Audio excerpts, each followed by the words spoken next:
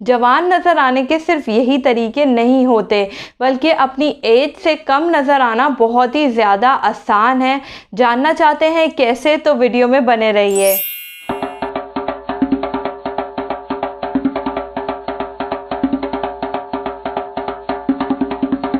Ageing यानी उम्र का बढ़ना एक नेचुरल प्रोसेस है और इसमें कोई बुराई भी नहीं है, क्योंकि बढ़ती उम्र के साथ साथ आप कुछ खोते नहीं बल्कि बहुत कुछ गेन करते हैं।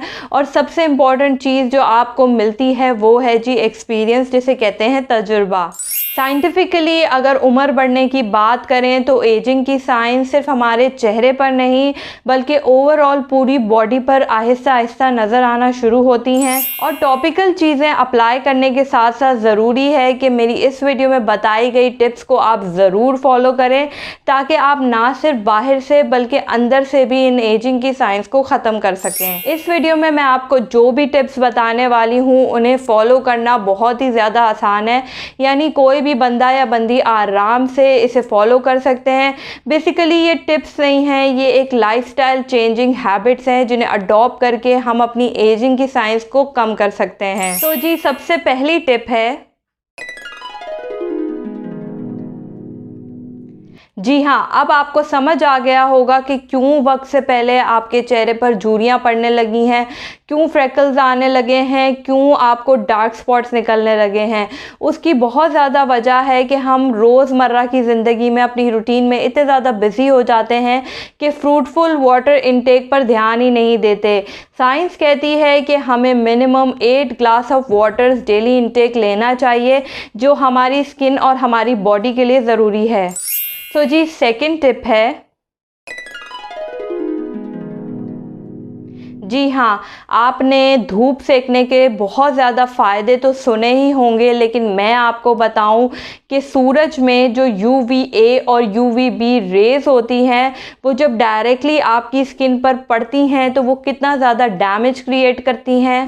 UV रेज़ जब डायरेक्टली आपकी स्किन पर पड़ती हैं तो ये आपकी स्किन के इलास्टिन को डैमेज करती हैं, जिससे आपकी स्किन सैगी और लूज़ होने लगती है और फिर आपको Aahista Aahista wrinkle, dark spots, freckles इस तरह के मसले नज़र आना शुरू हो जाते हैं। सो आप जब भी धूप में बाहर निकलें मेक श्योर करें कि आपने बहुत अच्छा सा ब्रॉड स्पेक्ट्रम वाला सनस्क्रीन लगाया हो, जो आपको UVA और UVB दोनों टाइप की रेज से प्रोटेक्ट करे। डर्मेटोलॉजिस्ट यूजुअली SPF 30 या फिर उससे अबव रेटिंग वाले सनस्क्रीन रेकमेंड करते हैं, क्योंकि वो बहुत अच्छे से एक लेयर बना के आपकी स्किन को प्रोटेक्ट करते हैं। सो जी थर्ड टिप है, कितना अच्छा लगता है ना रोज़ रात अपने सारे कामों से फारिग होकर अपना मोबाइल यूज़ करना या फिर अपना कोई फेवरेट TV शो देखना।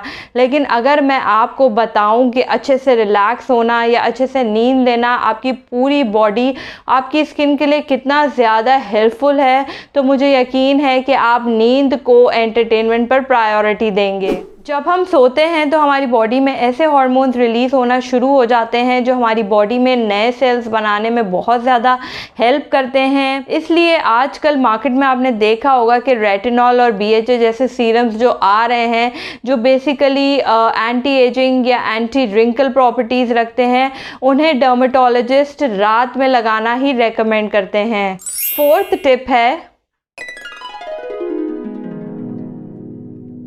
प्रॉपर स्लीप लेने के साथ साथ ज़रूरी है कि आप जिस तकिए पर सोते हैं उसका भी ख्याल रखें कि उसका जो कपड़ा है वो बहुत ज़्यादा रफ़ या कॉटन का तो नहीं। अगर ऐसा है तो फ़ौरन अपने तकिए के कवर को चेंज करके या तो सैटिन या फिर सिल्क का कर दें, क्योंकि ये जो रफ़ सरफेस होता है ये हमारी स्किन के कोलेजन को डैमेज करता है, जिसकी वजह से वक्त से पहले हमारे चेहरे पर रिंकल्स और झुर्रियाँ पड़ने लग जाती हैं। फिफ्थ टिप है, जी हाँ, चाहे सर्दी हो या गर्मी हो, आपकी स्किन ड्राई हो, सेंसिटिव हो, कॉम्बिनेशन हो, ऑयली हो, चाहे कोई भी स्किन टाइप हो, बहुत ज़्यादा ज़रूरी है कि आप अपने चेहरे को अच्छे से मॉइस्चराइज़ करें। इससे कोई फ़र्क नहीं पड़ता कि आपकी स्किन को मॉइस्चराइज़ की ज़रूरत है या नहीं है। कोशिश करें वही मॉइस्चराइज़र यूज़ करें जो आपकी स्किन को सूट करता है और हर सीज़न में हर हालत में अप्लाई करें। सो जी सिक्स्थ टिप है,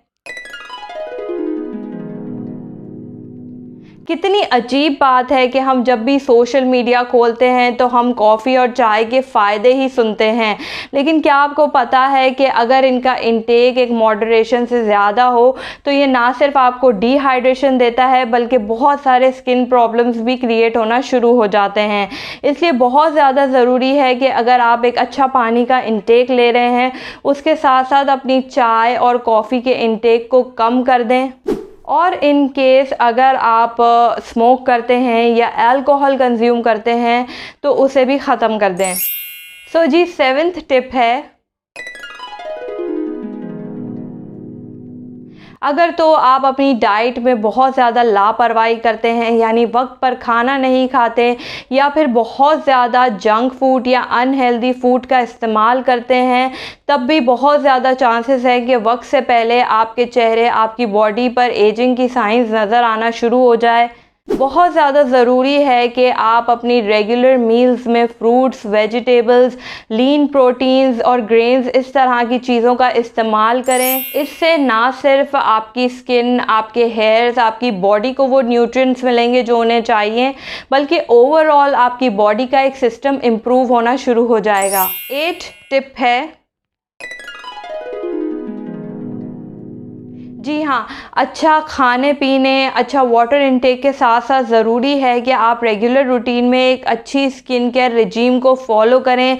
एक अच्छा सा क्लेंजर, एक्सफोलिएटर और मॉइस्चराइज़र रेगुलर बेसिस पर यूज़ करें और कोशिश करके ऐसे प्रोडक्ट्स यूज़ करें जिनमें बहुत ज़्यादा हार्श केमिकल्स ना हो, क्योंकि आजकल मार्केट में जितने भी क्लेंजर्स, एक्सफोलिएटर्स और मॉइस्चराइज़र्स आ रहे हैं उनमें बहुत ज़्यादा हैवी केमिकल्स यूज़ किए जाते हैं, जिससे वक्त से पहले आपके चेहरे की, स्किन की इलास्टिसिटी ख़त्म होने लगती है और रिंकल जैसे प्रॉब्लम्स आपको नज़र आना शुरू हो जाते हैं। चलें जी, तो ये थी वो कुछ आसान सी टिप्स जिन्हें आप अपनी रेगुलर रूटीन का हिस्सा बनाकर अपनी एजिंग की साइंस को किसी हद तक कम कर सकते हैं। इसी के साथ करती हूँ वीडियो को एंड। उम्मीद करती हूँ कि आपको वीडियो पसंद आई होगी। अगर वीडियो थोड़ी सी भी पसंद आई हो तो मेरे चैनल को सब्सक्राइब कर दें, मेरी वीडियो को लाइक कर दें, अपने दोस्तों के साथ शेयर कर दें। मिलती हूँ आपसे नेक्स्ट वीडियो में। बाय।